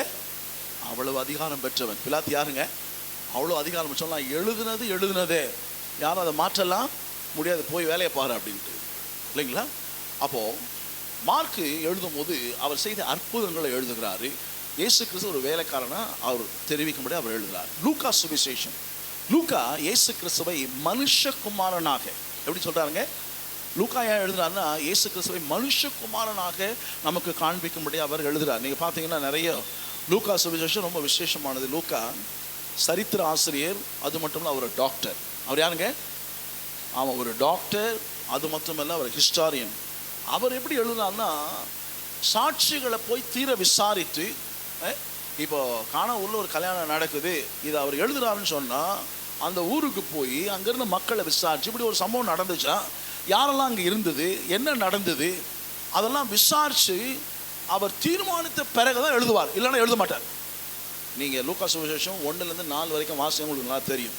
லூக்கா சுவிசேஷம் 1ஆம் அதிகாரம் 1-4 வரை வாசிங்கன்னா, தீர விசாரிக்காம அந்த சாட்சிகளை கேட்காம லூக்கா எதையும் எழுதுந்தே கிடையாது. ஏன்னா அவர் சரித்திர ஆசிரியர். அது மட்டும் இல்லை, இஸ் எ டாக்டர், மருத்துவர். அவர் இயேசுவை மனுஷகுமாரனாக நமக்கு காண்பிக்கிறார். அப்போ ஒவ்வொரு சுவிசேஷம் படிக்கும் போதும் இயேசுவை ஒரு விதமாக அவங்க என்ன பண்ணுறாங்க, ப்ரொஜெக்ட் பண்ணுறாங்க. யோவான் பார்த்தீங்கன்னா, இந்த யோவான் சுவிசேஷம் ஒரு தனி சிறப்பு வாய்ந்த ஒரு சுவிசேஷம். தனி சிறப்பு வாய்ந்த இவங்க எழுதுன லூக்காலே கூட வம்ச வரலாறு இருக்குது, ஆனால் இதெல்லாம் யோவானில் கிடையாது. வம்ச வரலாறு படிக்கிறீங்களா? யோவானில் எடுத்த உடனே இயேசு யாருன்னு சொல்கிறாங்க. எடுத்த உடனே ஆமாம், ஆதியிலே வார்த்தை இருந்தது. அந்த மாதிரி வேற ஒரு வசனம் சொல்லுங்களேன் பார்க்கலாம் பைபிள்லேருந்து. 1:1 ஆதியாக 1:1 எப்படி தொடங்குதுன்னா, ஆதியிலே தேவன். ஆதியிலே, ஆமாம், பிஃபோர் எனிதிங், எதுவும் துவங்குவதற்கு முன்பாக. யார் அந்த பூமியில தோன்றுவதற்கு முன்பாக, உலகம் தோன்றுவதற்கு முன்பாக, பூமி தோன்றுவதற்கு முன்பாக, ஆதியிலே, ஆதி இன் தி பிகினிங். அதே போல யோவான் எழுத ஆரம்பிக்கிறார், in the beginning was the word. ஆதியிலே வார்த்தை இருந்தது, வார்த்தையும் தேவனும் ஒன்று. அங்க பார்க்கிறோம், ஆதியிலே தேவன், ஆதியிலே தேவன். நீங்க பார்த்தீங்கன்னா ஆதியிலே வார்த்தை, ஆதியிலே வார்த்தை, வார்த்தையும் தேவனும் ஒன்று. வார்த்தை தேவன். இயேசு சொல்றாரு, நீங்கள் என்னிலும் நான் உங்களிலும் நிலைத்திருந்தால் நீங்கள் மிகுந்த கனிகளை. எங்க சொல்லுது அந்த வசனம்? Very good. ஒரு கை தட்டுவோம் பிரதருக்கு. ஆமாம், எங்கள் சர்ச்சில் விபிஎஸ் வச்சாங்க. விபிஎஸ் வைக்கும்போது ஒரு சின்ன குழந்தை தான் அந்த பாப்பா மாதிரி இருக்கிறார். 119ஆம் சங்கீதத்தை நீங்கள் நம்பர் சொன்னால் அவள் வசனம் சொல்கிறா, வசனம் சொன்னால் அவள் நம்பர் சொல்கிறா. எத்தனை 3 வயசு கூட இருக்காது நான் நினைக்கிறேன். 3 வயசு கூட இருக்காது. உங்களுடைய வசனம் என் கால்களுக்கு தீபமும் என் பாதைக்கு என்ன நம்பர் வசனம் அப்படி சொல்கிறா. வசனம் சொன்னால் நம்பர் சொல்கிறா. வசனம் சொன்னால் வாலிபன் தன் வழி எதனால் சுத்தம் பண்ணுவான், உங்களுடைய வசனத்தின் படி தன்னை அப்படி சொல்கிறான். அப்போ 119:9 இந்த வசனத்தை சொல்கிறான். அப்போது ஒரு 3 வயசு பொண்ணு அப்படி சொல்கிறான்னா, பைபிள் காலேஜ் இருக்கிற நீங்கள் எப்படி சொல்லணும்? ஹலோ, இதெல்லாம் உங்களுக்கு சவால். இதெல்லாம் உங்களுக்கு நமக்கு ஒரு பெரிய பார்த்தோன்னே ஒரு சவால் வருது இல்லை? 3 வயசு குழந்தை வசனம் நம்பர் சொன்னால் வசனம் சொல்லுது, வசனம் சொன்னால் நம்பர் சொல்லுது. 3 வயசில் அவளை அப்படி தயார் பண்ணிட்டுக்கிறாங்க. அப்புறம் ஒரு அம்மா வந்துச்சு, பாஸ்டர் என் பொண்ணு லிஸ்ட்டு சொல்லுவாள், பைபிள் புக்ஸ் எல்லாம் சொல்லுவாள், தலைக்கடா ஆதியாகமம் வந்து வெளிப்படுத்த வந்து ஆதியாகமம்லாம் சொல்லுவாள். சரி சொல்லுங்கள், கடன் ஆதியாகமம், யாத்திரா, லேவியராகமம், எல்லாம் உபாகமம் சொல்லிகிட்டே போகிறா. சரி அப்படி பரவாயில்ல. தலைக்கடா சொன்னா வெளிப்படுத்தின விசேஷம், யூதா, 3 யோவான், 2 யோவான், 1 யோவான், 2 பேர் 1 அப்படியே வர. அப்போது பைபிள் காலேஜ் படிக்கிற நீங்கள் தெரியணுமா தெரியக்கூடாதா?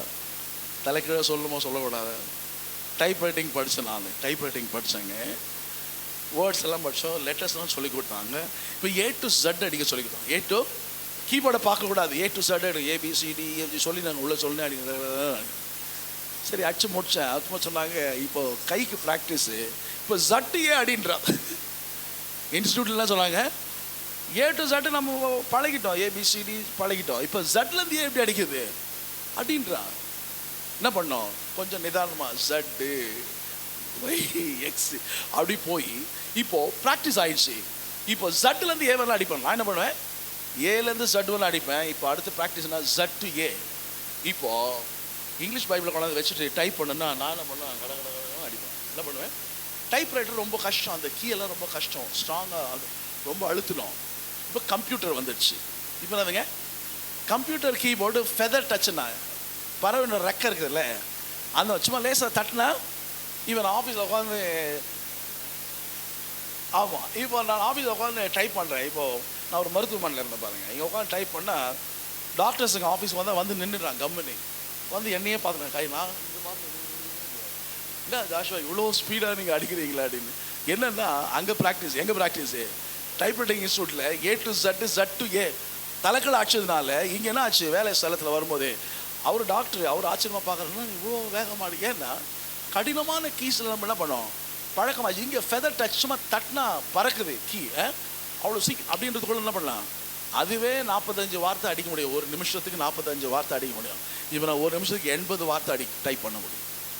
அப்போது எல்லாமே பழக்கம், திடீர்னு வந்துடல, திடீர்னு எதுவுமே வர. அப்போ ஒவ்வொரு நாளும் என்ன பண்ணோம், நம்ம வேதத்தை வாசிக்கணும், ஒவ்வொரு நாளும் படணும்.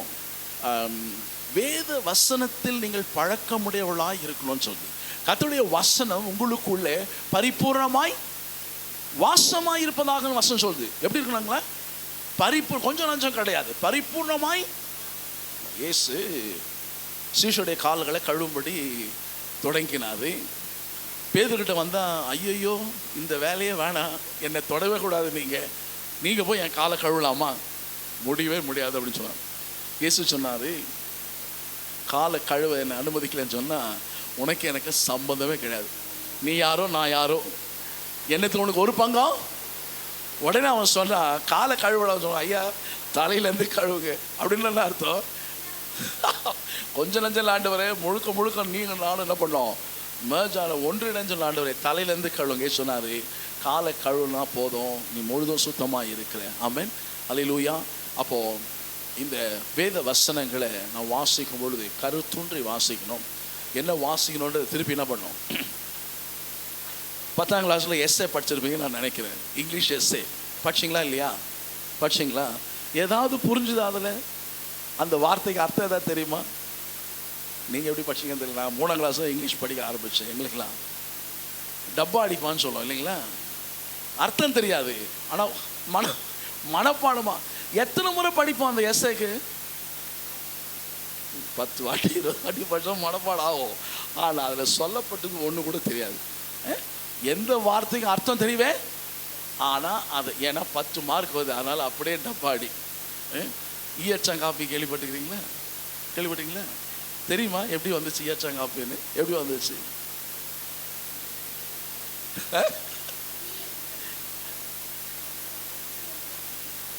இல்லை, நோட்ஸ் எழுதாமல் போயிட்டான் ஒரு பையன், பக்கத்து பையன் கிட்ட நோட்ஸ் எழுதான்னு வாங்கினா, அவன் வாங்கி எழுதுகிற நோட்டில் ஒரு எதுவும் அவன் முகம் வர உடனே அடிச்சுக்கிறான். அது அங்கே இருந்துச்சு. இவன் காப்பி பண்ண நோட்டை எழுதி பார்த்தான், அடிச்சு வச்சு, இவன் ஒரு பிடிச்சி நோட்டில் அதே வச்சு அடிச்சுட்டு அடிச்சாங்க. அப்படியே பார்த்து காப்பி பண்ணுறது எஸ்ஸை அப்படியே டப்பா அடிக்குது. அப்போ வேதத்தை வாசிக்கும் பொழுது டப்பா அடிக்கக்கூடாது.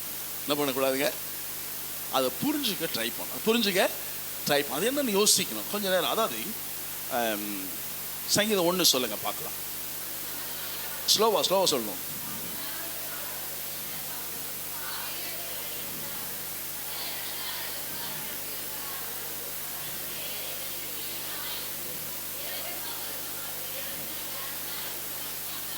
போதும். இரவும் பகலும் அவருடைய வேதத்தில் தியானம்னா என்ன, மெடிடேஷன்னா என்ன? சரி, மனப்பூர்வமா உணர்ந்து படிக்குது. ஓகே, வேற வெளியெல்லாம் மெடிடேஷன் சென்டர்னு வச்சுக்கிறாங்க.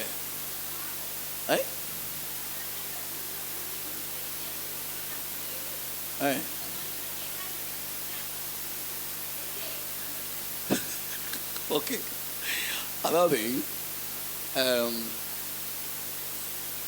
தியானம் அப்படின்னு சொன்னா மறுபடி நம்ம வாயை திறந்து சொல்றது. தியானம்னா என்னங்க, உலகத்தினுடைய தியானம் வந்து வேற. Christian meditation is different from the world meditation. உலகத்துலாம் சொல்கிறான் மைண்டை காலி பண்ணு, மைண்டை எம்டி பண்ணு, ரிலாக்ஸ் பண்ணு, கண்ணை மூடு, இங்கே எங்கேயோ ஒரு பாயிண்ட்டை காமிச்சு அதையே என்ன பண்ணு இல்லை. மனதை வெறுமையாக்குவது கிறிஸ்தவ தியானம் கிடையாது. மனதை வேத வசந்தால நிரப்ப, ஆமாம் அதுதான் தியானம். நிரப்பிட்டு என்ன பண்ணுன்னா அதை அசை போடணும். மாடு பார்த்துக்கிறீங்களா, மாடு என்ன பண்ணுது, மாடு கலக்கி கொண்டாந்து வச்ச உடனே அப்படிதுக்குள்ளே மொத்தம் காலி ஆகிடும். அப்போ தனியாக போய் உட்காந்து என்ன பண்ணுது, நல்ல ஒரு நிழலை பார்த்து உட்காந்துட்டு அது எங்கேயும் வச்சுருக்குது நமக்கு தெரியல, எங்கே கொஞ்சம் கொஞ்சமாக எடுத்து என்ன பண்ணுது, அது அசை போடுதுன்னு சொல்கிறோம் இல்லைங்களா, அதுதான் தியானம். அசை போடுதான். காலையில் சங்கீதம் 23 படிச்சிட்டிங்க, காலையில் வீட்டில் சங்கீதம் தியானத்துக்கு 23 படிச்சிட்டிங்க. இப்போ இபி ஆஃபீஸுக்கு போயிட்டீங்க, இபி பில்லு கட்ட போயிட்டீங்க, கரண்ட் பில் கட்ட போயிட்டீங்க. இப்போ அங்கே ஒரு 30 பேர் நின்றுக்கிறாங்க. 30 பேர் இல்லைன்னா ரேஷன் கடைக்கு போயிட்டீங்க, அங்கே ஒரு 40 பேர் நின்றுக்கிறாங்க. 41வது ஆள் நீங்கள். இப்போது என்ன பண்ணுவீங்க? மற்றவங்களாம் என்ன பண்ணுவாங்க? உங்களுக்கு முன்னாடி இருக்கிறாங்கலாம் சும்மா இருக்கும் அந்த இடம், கச்ச பேசிட்டு இருப்பாங்க இல்லையா, பேசுவாங்க. ஆமாம், சாப்பிட்டியா, வேலைக்கு போனியா, அவங்க இப்படி ஆயிட்டாங்களாமே, இவங்க இப்படி ஆயிட்டாங்களாமே பேசிட்டே இருக்கிறாங்க இல்லையா. அந்த நேரத்தில் இப்போ சங்கீதம் 23 உள்ளேருந்து வெளியே கொண்டாடணும். எங்கே மாடு சாப்பிட்டுட்டு கொண்டாந்து உட்காந்துல ஓரமா. இப்போது நம்ம போய் வெட்டியாக லைனில் நிற்காம இப்போது அந்த 23ஆம் சங்கீதத்தை மொல்லமாக சொல்ல ஆரம்பிக்கணும். இப்போ நீங்கள் சொன்ன மாதிரி கிடையாது. எப்படி கத்தரன் மெய்ப்பராக இருக்கிறான், நான் தாழ்ச்சேன், அவர் என்னை புள்ளிமே தமிழ் தண்ணி. இந்த சங்கீதம் ஒன்று சொல்லணும், திரும்ப கடை ஆலோசனை பாவன வழியில் அல்ல. அப்படி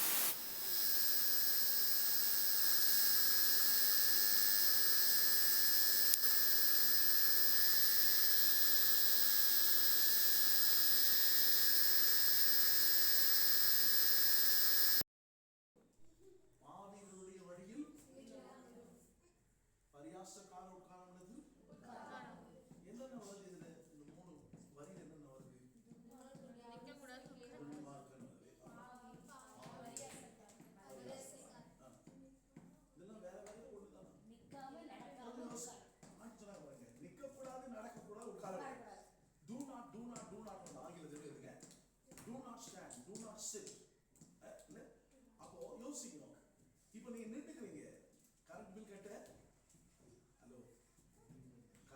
நின்றுக்கிறீங்க. இப்போ என்ன பண்றீங்க, வசனத்தை மனப்பாடமா இருந்தாதான் எடுத்து ஆசை போட முடியும். உள்ள இருந்தாதான் சட்டினாதான் அங்க போயில.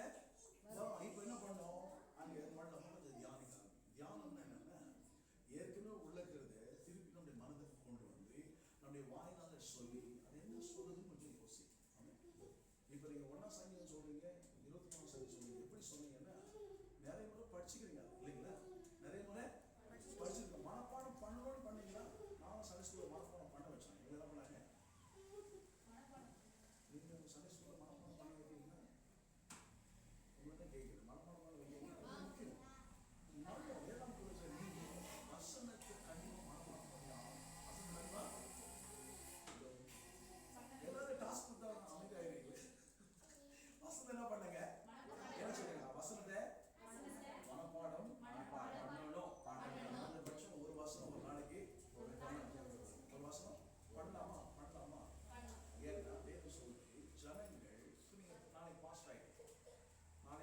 பிஷப் ஆயிட்டீங்க, நாளைக்கு ஒரு வேதாந்த கல்லூரி ஆசிரியர் ஆயிட்டீங்க.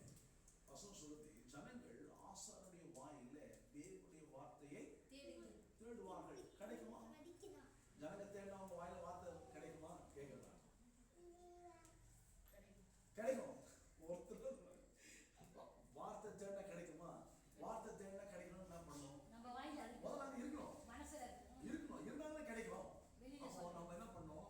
ஜனங்கள் நம்மளுடைய வாயில இருந்து தேவனுடைய வார்த்தையை எதிர்பார்க்கிறாங்க. தேவனுடைய வார்த்தையை அவங்க உங்க சொந்த கதை சோதனைலாம் அவங்க எதிர்பார்க்கறாங்க. என்ன எதிர்பார்க்கறாங்க? தேவனுடைய வார்த்தையை. அப்போ நாம் தேவனுடைய வசனத்தினால தேவனுடைய வசனத்தினால இயேசுவை இயேசு பிசாசினால் சோதிக்கப்படுவது வனாந்திரத்துக்கு பரிசுத்த ஆவியானவர் கொண்டு போகிறார்.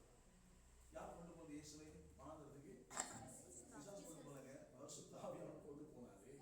சோதிக்கப்படும்படி யாரால சோதிக்கப்படும்படி? பிசாசால் சோதிக்கப்படுது. இப்போ 3 சோதனையை அவன் கொடுக்கிறான். 3 சோதனைக்கு ஆண்டவர் வந்து பதில் சொல்றாரு. எங்கிருந்து சொல்றாரு? வசனத்தை சொல்லிதான். எங்கிருந்து சொல்றாரு? வசனத்தை சொல்றாரு. எங்கிருந்து சொல்றாரு? பதில் சொல்றா 40 நாள் பசியாகி ஆண்டவரே, நீ தேவகுமாரனே ஆனால் சொல்றாங்க. நீ தேவகுமாரனே ஆனால் இந்த கல்லுகளை அப்பங்களாகும்படி செய்யுங்க, செய் சாப்பிடுங்கன்னு சொல்றாங்க. அது என்ன பதில் சொல்ற? இயேசு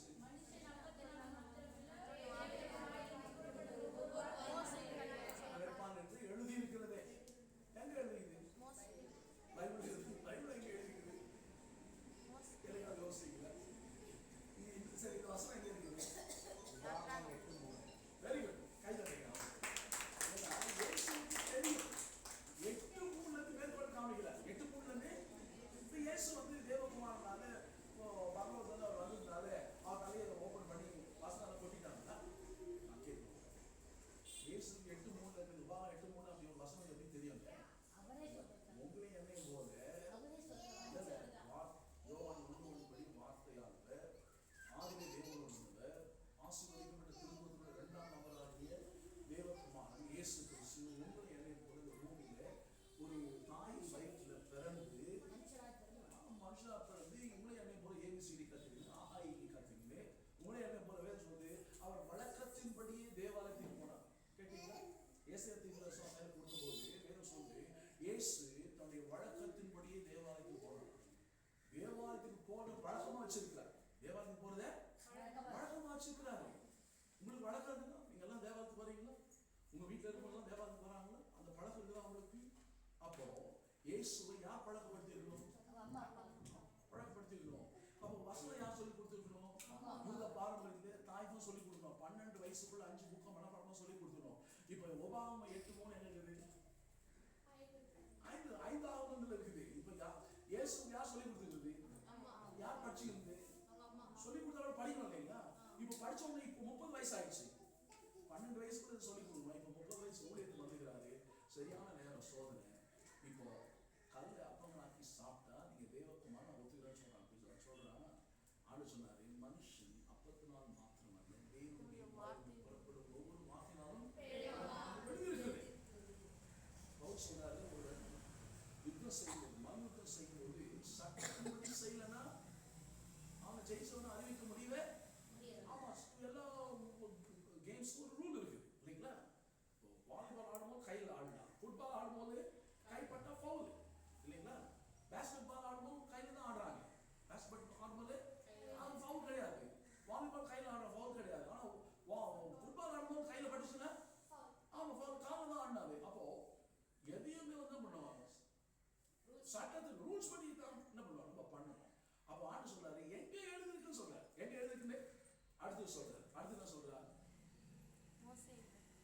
மேல இருந்து கீழே தாழ குதி. இப்போ பிசாசு சொல்றான், பைபிள்ல என்ன எழுதிருக்குன்னா சங்கீதம் 91:16 மேற்கோள் காட்டுறான். அவன் சொல்றான், இங்க இருந்து கீழே குதிங்க, தேவ தூதர் வந்து என்ன பண்ணுவாங்க, கையில தாங்கி போடணும் சொன்னாரு. ஆண்டு சொன்னாரு, வசனத்தை தப்பா சொல்றான். வசனத்தை தப்பா சொல்றான் அவன். அதுவும் அவருக்கு என்ன பண்ணுது, நல்லா தெரிஞ்சிருக்குது. இல்ல இல்ல அப்படி கிடையாது. என்ன பண்ண, நான் குதிச்சுதான் நீ வந்து நான் தேவன் நிரூபிக்க வேண்டிய அவசியம் உனக்கு கிடையாதுன்னு சொல்ற. அடுத்தது ஒரு நிமிஷத்துல உலகத்தெல்லாம் காமிச்சான், என்னை தாழ விழுந்து பணிந்து கொள்ளு. பாண்டு சொல்றாரு, தேவனாகி கர்த்தர் ஒருவரை மட்டும் பணிந்து கொண்டு அவருக்கே ஆராதனை செய்வார். பிசாசு அப்பொழுது அவரை விட்டு விலகி போனான். எப்படின்னா சில காலம், எப்படி சொல்லுங்க? ஆமா, சில காலம் அவரை விட்டு விலகுதான் சொல்லுது. அதனால என்ன பண்ணுவோம்? இயேசு யோவான் 1:1 வார்த்தையாகி இயேசுவை வார்த்தை என்று சொல்லு. வார்த்தைக்கே இவ்வளவு சோதனை வரும்னு சொன்னா, வார்த்தையை இவ்வளவு சோதிப்பான்னு சொன்னா, உங்களை எங்க எப்படி சோதிக்குவோம்? உங்களை என்னங்க? அப்ப எப்படி இயேசு ஜெயித்தாரு? வார்த்தை வச்சுதான் ஜெயித்தாரு. அப்போ வார்த்தையினால் நம்ம என்ன பண்ணுவோம்? நிரம்பி இருக்க வேண்டும். வார்த்தையினால் நம்ம நிரம்பி இருக்க வேண்டும். ஆமென். ஓகே, இப்போ இந்த யோவான் சுவிசேஷத்துல என்னெல்லாம் இருக்குதுன்னு பார்க்கணும். யோவான் சுவிசேஷத்துல இயேசு செய்த முதல் அற்புதம் பார்க்கணும். அது என்னென்ன? தண்ணீர் திராட்சரசமாய் மாற்றி 2ஆம் அதிகாரம் 1 to 13 வரை உள்ள வசனங்கள். முதல் அற்புதம் தண்ணீரை திராட்சரசமாக்கினது. 2வது அற்புதம் இயேசு செய்த 2வது அற்புதம் 4ஆம் அதிகாரம் 46 to 54. 4ஆம் அதிகாரம் 46 to 54 வரை ஒரு ராஜாவுடைய மகனை இயேசு சுகமாக்குகிறார். ராஜாவுடைய மகனை, ராஜாவின் மனுஷர் ஒருவனை இயேசு சுகமாக்குறாரு. 2வது அற்புதம். 3வது அற்புதம் 38 வருஷமா பெதஸ்தா குளத்தருகே படுத்த படிக்காத ஒரு மனுஷனை இயேசு சுகமாக்குறார். 3வது அற்புதம். இந்த அற்புதம் ஓய்வு நாள்னு செய்யறாரு. என்ன செய்யறாருங்க? இயேசுவை சுற்றி திரளான கூட்டம் இருந்தது. ஒரு சில அவர் 5 அப்பமும் 2 மீனும் எப்போ 5000 போஷிப்பார், ஒரு அற்புதத்தை செய்வார், சாப்பிடலாம். அவருக்கு நினைப்பாங்க. நான் சொல்றது கேட்டு அவங்களுக்கு, நான் சொல்றது கவனிச்சிங்களா? இயேசுவை சுற்றி எப்பவுமே திரளான ஜனங்கள் இருந்தாங்க. எல்லாருமே அவருடைய பிரச்சனத்தை கேட்கறதுக்காக அவர் பின்னாடி போல. ஒரு கூட்ட ஜனம் அவர் எப்ப அற்புதம் செய்வார், அப்பமும் மீனும் கிடைக்கும் பின்னாடி போவார். ஒரு கூட்டம் என்ன பண்றீங்க? ஒரு கூட்டம் அவரை தொட்டாவது நம்ம சுகமாயிலாம் போனாங்க. தொட்டாவது இல்ல அவரை தொட வச்சாலும் சுகமாலாம் போனாங்க. ஒரு சிலர் அவருடைய வார்த்தையில் அவரை குற்றம் கண்டுபிடிக்கிறதுக்காக அவர் எப்போ அவர் மேல குற்றம் சாட்டலான்னு சொல்லி அவர் பின்னாடி போனாங்க. ஆமென். ஓய்வு நாள்ல இவர் சுகமாக்குனா இவர் தேர்தல் வரவே இல்லை, இவருக்கு ஓய்வு நாளை பத்தி தெரியல அப்படின்னு சொல்லினான்னு சொல்லி அவன் பிளான் பண்ணியிருந்தாங்க. ஆனால் வேண்டும் என்றே இயேசு ஓய்வு நாளில் சுகமாக்குறார். ஆமென். இந்த 38 வருஷமா பெதஸ்தா குளத்தருகிற மனுஷன் சுகமாக்குறது ஓய்வு நாள். 7 பேரை சுகமாக்குகிறார். ஓய்வு நாள்ல என்ன பண்ணிக்கிறாங்க? 7 பேரை வேணும்னு 7 பேரை ஓய்வு நாள்ல சுகமாக்கி இருக்கிறார். எஸ்டின்னு ஒரு குரூப் இருக்குது, தெரியுமா உங்களுக்கு? Seventh day Adventist. நம்மளாம் ஞாயிற்றுக்கிழமை கூடி வரும், அவங்க சனிக்கிழமை தான் கூடி வராங்க. அவங்க அந்த நாள் தான் ரொம்ப பெருசு. அவங்க என்ன பேசுங்க? நாள் தான் சனிக்கிழமை தான் பெரிய விஷயம். சனிக்கிழமை ஒரு வேலை செய்ய மாட்டாங்க, ஒரு வேலையும் சமைக்க மாட்டாங்க, எல்லாமே வெளியே முடிச்சுவாங்க. ரொம்ப ஸ்ட்ரிக்ட் அவங்க. சனிக்கிழமை அவ்வளோ, சனிக்கிழமை மேலே அவங்களுக்கு அவ்வளோ பற்றுன்னு நினைக்கிறேன். தெரியுமா உங்களுக்கு? நம்ம சுற்றி மக்களாக இருக்க தெரிஞ்சுக்கணும் பாருங்க. செவன்த் டே அட்வென்டிஸ்ட்னு ஒரு குரூப் இருக்குது. அவங்களுக்கு அந்த நாள் தான் முக்கியம். பழைய ஏற்பாட்டில் இருந்த மாதிரி அவங்க அதை கடைப்பிடிக்கிறாங்க, இன்னைக்கு கூட கடைப்பிடிக்கிறாங்க. ஏதோ ஒரு முக்கியமான வேலையை என்ன பண்ண அவங்க செய்யறதே கிடையாது. அடுத்து 4வது அற்புதம், இயேசு 4வது அற்புதம் 5 அப்பத்தையும் 2 மீனையும் 5000 பேருக்கு போஷிக்கிறது. 5 அப்பத்தையும் 2 மீனையும்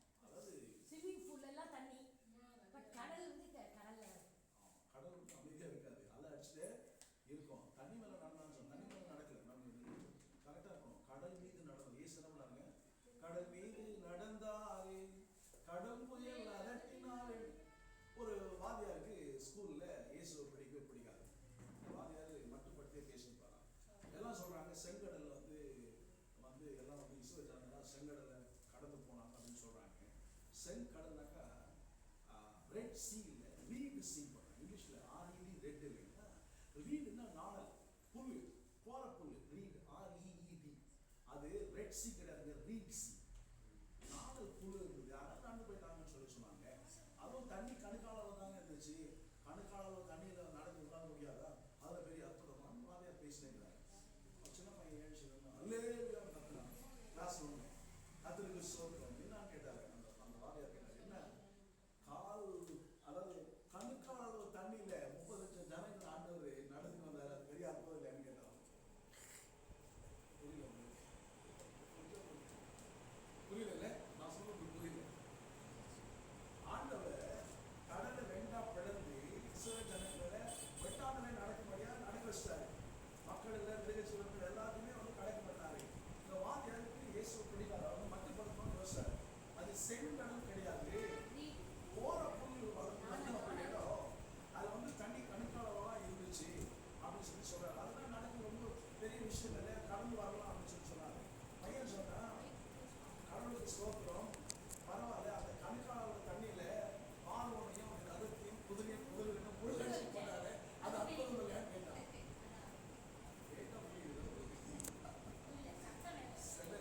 சில ஜோக்கு வந்து சிரிக்க சொல்ல புரியுது, பைபிள் தெரிஞ்சது சிரிக்க முடியும். சில ஜோக்கு புரியுதா? அந்த பையன் சொன்னாங்க கணுக்காளவு தண்ணியில பார்வோனையும் அவருடைய ரதத்தையும் குதிரையும் மூழ்கடிச்சு சாகடிச்சாரு, அது அற்புதம் தானே அப்படின்னு சொல்லி கேட்கிறான். அவன் அல்லேலூயா கர்த்தரோட ஆசீர்வதிப்பார். அடுத்த ஒரு பார்க்கலாம். அதுக்கு முன்னாடி யோவான் சுவிசேஷத்தை படிங்க, இல்லை படிச்சு முடிங்க. ஒரு நாளைக்கு ஒரு அதிகாரம். நான் இப்போ உங்களுக்கு ஒரு 5 அற்புதம் மட்டும் நான் சொல்லிக்கிறேன். நம்ம அடுத்த வகுப்பில் நம்ம தொடரலாம். இயேசு செய்த பிரசங்கங்களும் இருக்குது. இயேசு செய்த பிரசங்கம் நம்ம அதை பார்ப்போம்.